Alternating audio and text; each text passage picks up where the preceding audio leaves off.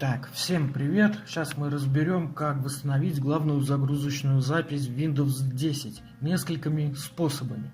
Прежде всего, вам нужно для полного эффективности создать загрузочную флешку и загрузиться с нее, чтобы попасть в дополнительные параметры и запустить командную строку. Это будет самым идеальным решением, потому что иногда эти команды могут не выполняться, если просто загрузиться в дополнительные параметры. Но вы можете попробовать, иногда получается. Значит, вот загрузились мы в загрузочные флешки, пошла установка Windows, нажимаем «Далее» и нажимаем «Восстановление системы» снизу слева по ссылке.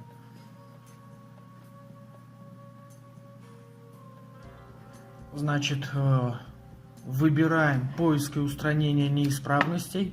Первым делом вы пробуете стандартный способ восстановления при загрузке. Если этот метод ничего не помог, то загружаемся обратно и открываем командную строку. В командной строке пишем BSD-bot. У нас Windows установлена на C по умолчанию у всех. Пишем c//windows. Нажимаем Enter. И пишет ошибка, сбой при копировании файлов в загрузке. Это связано с тем, что на самом деле фактически Windows не на диске C. То есть как может быть, в проводнике на компьютере на рабочем столе он показывается, что у вас Windows на C, но фактически он на другом диске. Сейчас мы это проверим на каком и узнаем почему. Воспользуемся инструментом DiskPart. Пишем DiskPart. С помощью этого инструмента выведем все разделы диска, которые находятся. Так, пишем лист валова.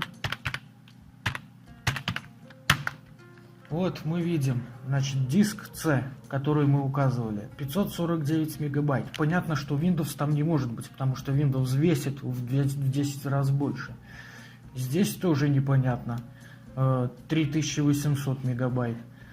То есть остается только диск D, то есть на нем и есть Windows. Смотрите, нужно с этого инструмента выйти. Exit.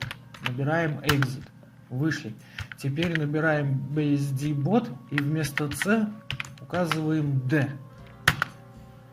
Таким образом команда будет успешно использована и загрузчик Windows 10 будет восстановлен.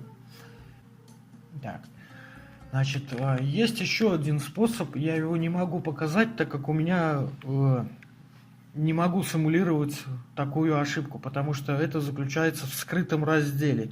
То есть это когда может быть ошибка при разметке МБР, UEFI или старого BIOS. То есть ссылку я оставлю на сайт, там очень подробно описано об этой ошибке, она в 100% случае поможет вам восстановить загрузчик Windows 10. Все, подписывайтесь на канал, всем спасибо, всем пока.